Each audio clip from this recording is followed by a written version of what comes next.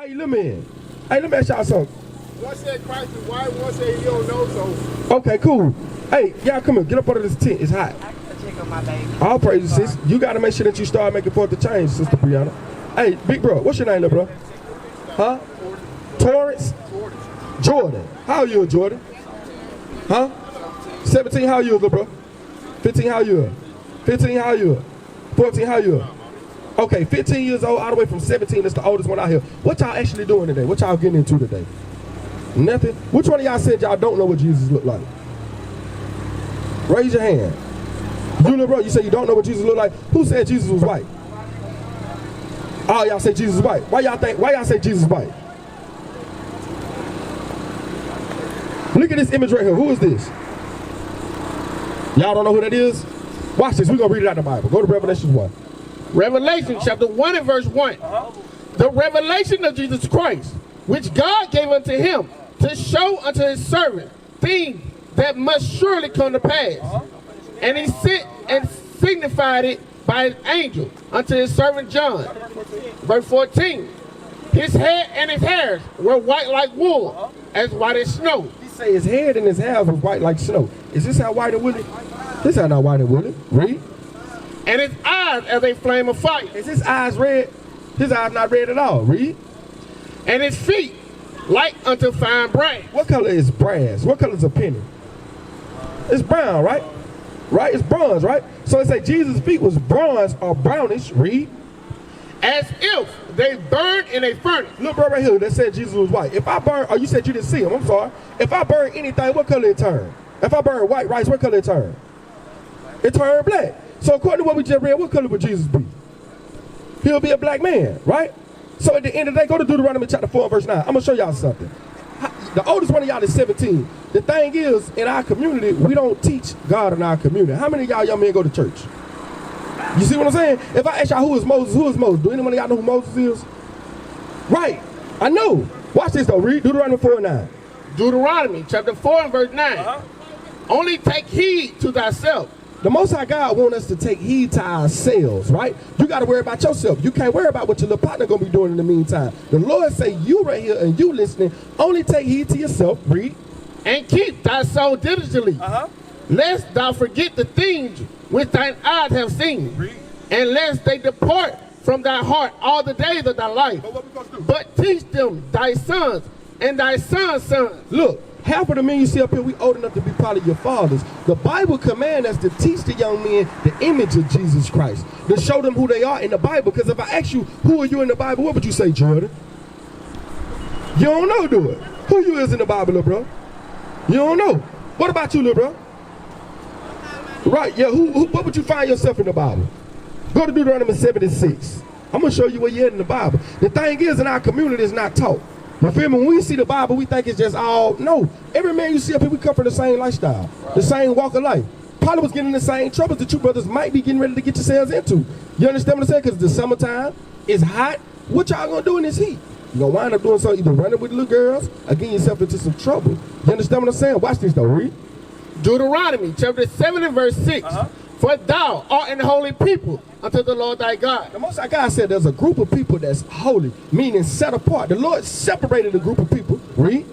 The Lord thy God hath chosen thee to be a special people unto himself, above all people that are upon the face of the earth. Do y'all feel like y'all above everybody? Honestly? No, you don't. Guess what? We didn't feel like we was above everybody. Hey, sis, how you doing? Sis. Read that again.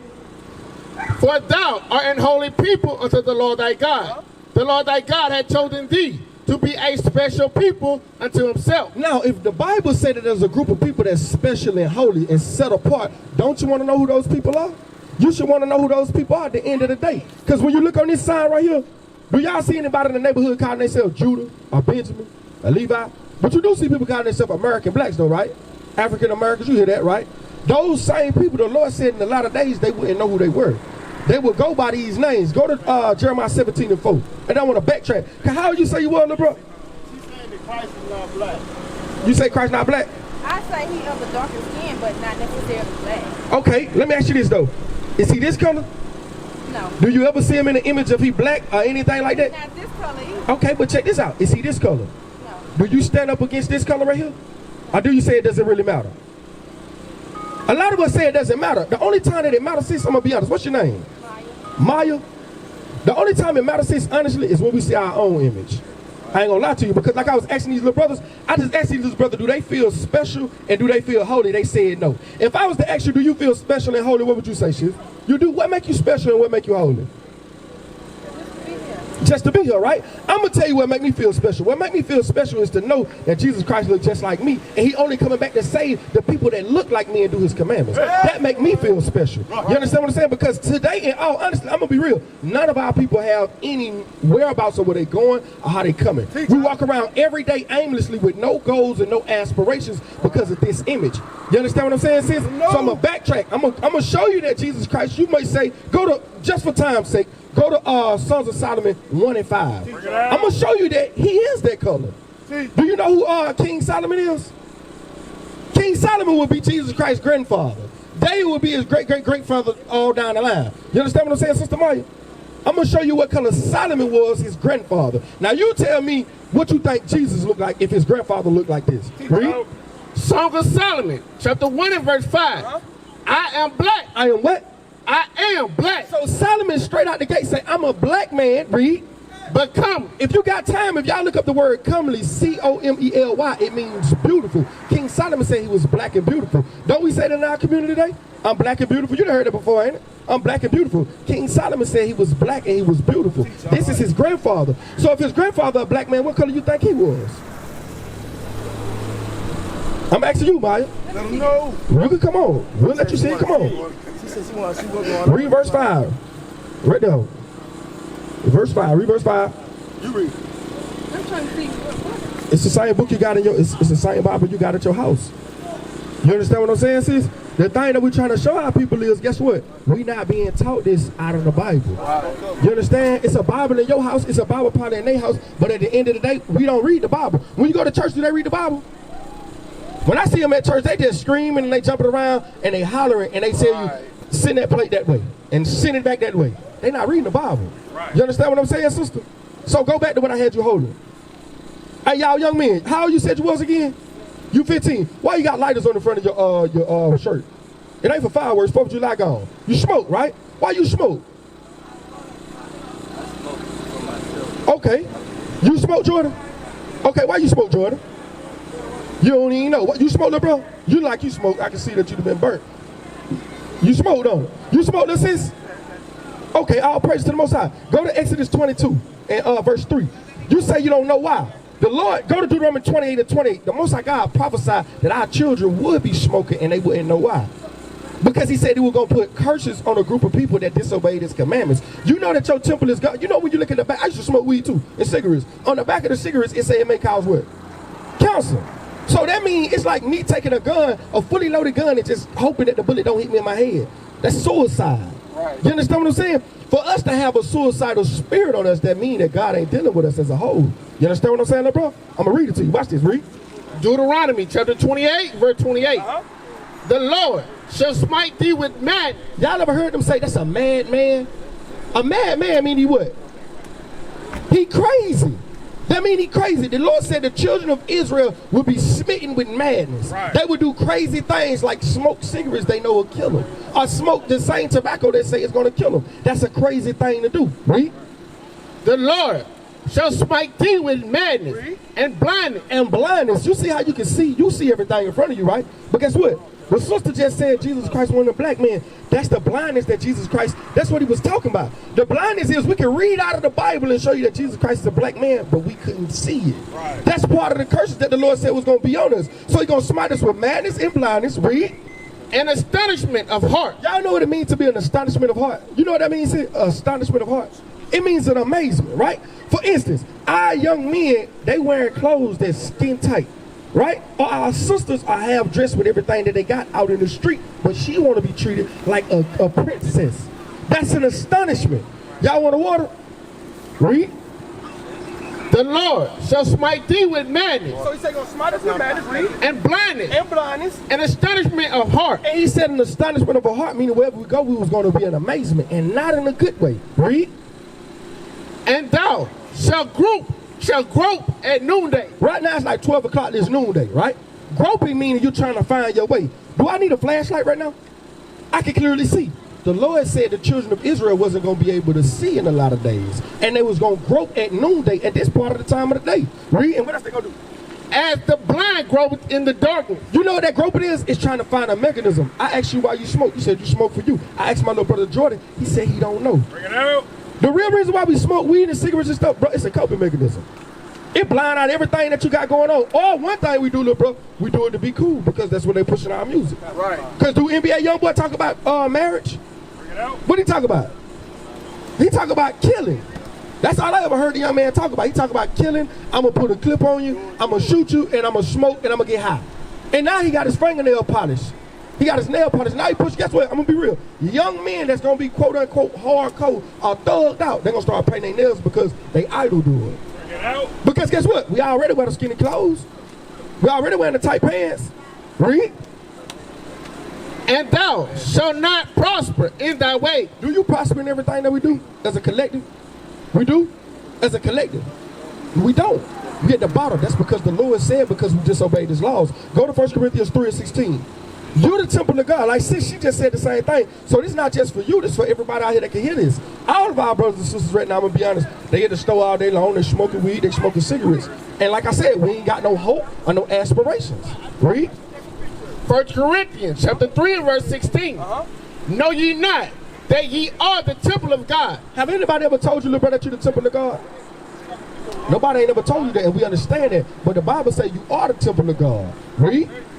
And that the Spirit of God dwelleth in you. The Spirit of God gonna dwell in us when we keeping his commandments. God can't dwell in your temple if we putting smoke in it and we defiling our temples. That's Read. If any man defile the temple of God. Defile means to make your temple unclean. Smoking weed makes your temple unclean. Right. I'm gonna be plain. Say, sis, can somebody die from, so let's just say the house on fire and they in the room. Can you die from the smoke? You can die from the smoke. Right. You can die from the smoke. That's letting you know your lungs were not created to have smoke in them. Right. They made to breathe. They can't breathe. You hit the weed sometimes you cough, right? And you like, this is good pine. No, you're dying. It ain't good weed. You dying. You're killing yourself. That's what you're doing. Your lungs let you know, like, hey, bro, stop. We can't work like this. Breathe. If any man defile the temple of God, him shall God destroy. That's why we got throat cancer. Y'all seen the little commercial where they got the little robot thing? That's real, bro. That's real. And what they say, it's funny, but it's real. You don't want to be like that where you can't talk. You got a little motor block to your neck. Right. You understand what I'm saying? That's real. Same thing for you, sis. The Lord is a God of war. Get into Exodus 15:3. And y'all know, I don't know how familiar, you play Modern Warfare. Y'all play the little Modern Warfare stuff like that, Call of Duty. Right? But check this out. When it comes to war, you never know, you never know your adversary next move. And when we in the midst of sin, we God's adversary. Read this. Exodus chapter 15 and verse 3. Bring it out. The Lord is a man of war. The Lord is his name. God is a man of war. You think we giving out, is a warrior giving out hugs when it's wartime? No, he's sending forth hits. The Lord sent forth hits. You understand what I'm saying? What it is? Tobit 12:10. He that sinneth against his own soul. Tobit, the Most High God sent forth hits. That's what he about. Y'all think that y'all too young to get put to death by the Most High God? You understand that you ain't too young, right? So that means at the end of the day, the Lord just said we can't be smoking and defiling our temple. And then I want Exodus 22. Get Exodus 22. That's it. Get Exodus 22 and 3. Don't follow a multitude to do evil. 23. Yeah. Exodus chapter 23 and verse 2. Watch this. Thou shalt not follow a multitude to do evil. Y'all want me to tell you what that's called today in our community? It's called peer pressure. That's what it's called. It's called peer pressure. In our community, like these young men 15 to 17, at the age of 15 to 17, the only thing that'll waste them, if they don't come back to God's law, is a prison cell or a graveyard. You understand what I'm saying? Because the young music and the stuff that y'all listen for is not promoting anything about being, which one of y'all still in school? Who in school? What you going to school for, little bro? Okay, and that's good. Because if you get hurt on football, they're going to cast you to the side. You say more on technology. I failed math for years, but I ain't. All right. You go to school, little bro? What grade you in? You say the 8th? What you plan on being in your life when you get done with school, little bro? What you plan on doing with yourself? And just take all your classes? Go to Daniel 1 and 4. Daniel 1 and 4. I'm going to show y'all something. Because like I was saying to the sister that I'm telling y'all, we don't have any aspirations or anything to look up to. Because the young men that's y'all age, a lot of them rappers, a lot of the young rappers like y'all age, they don't promote and push for y'all to go to school. They don't promote that, and they don't push that. They push for you to either do what? Sell drugs and gangbang. But let's see what the Bible said about the children of Israel. Read Daniel 1 and 4. Daniel chapter 1 and verse 4. And you said you wanted to be into technology, right? Watch this, read.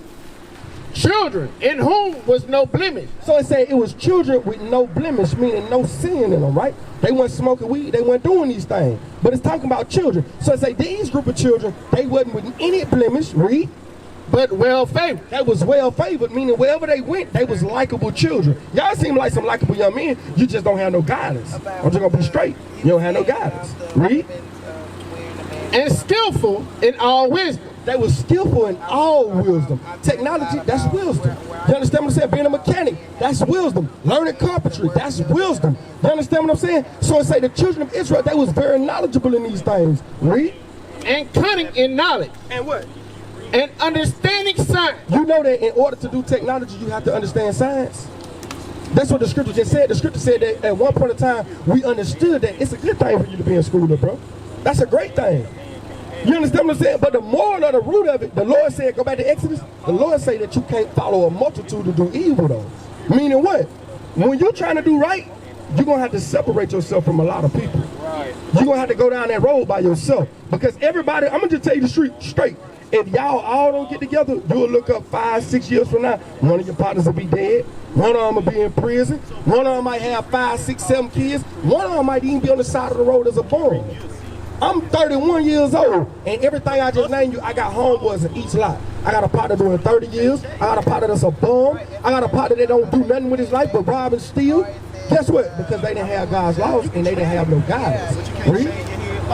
Exodus chapter 23 and verse 2.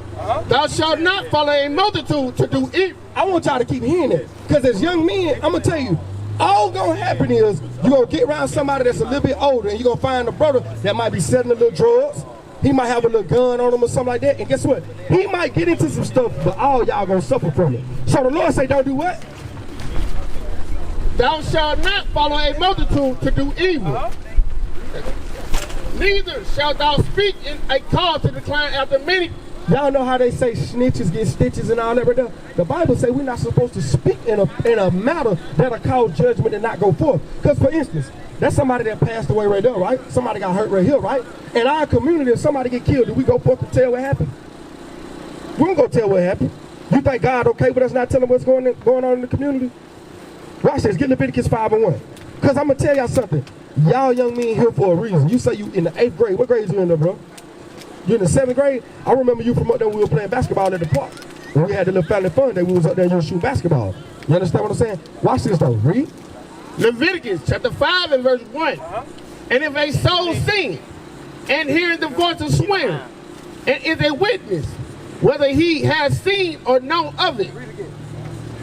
And if a soul sin and hears the voice of swearing and is a witness, whether he has seen or known of it, if he do not utter it, then he shall bear his iniquity. So the Bible says if you see something that's wrong and you don't tell, what typically happens? Let's just say, Lord forbid, let's say 2 brothers go shoot somebody. The brother that's driving, he didn't pull the trigger, but he didn't call the police. What wound up happening to him? He wound up going to jail too. That's what the Bible just said. The Bible said if we see that stuff, we're supposed to report that stuff. You understand what I'm saying?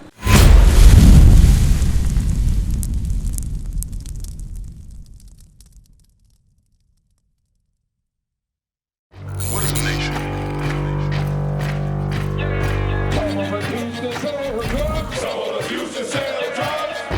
Nation is men leading by example.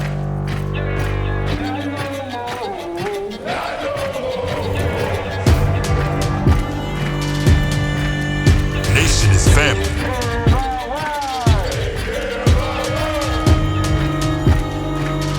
Nation is community. Nation is children with role models.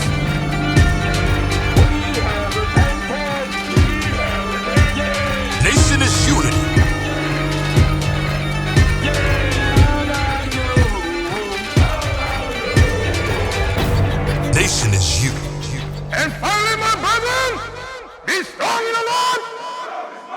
word! His word!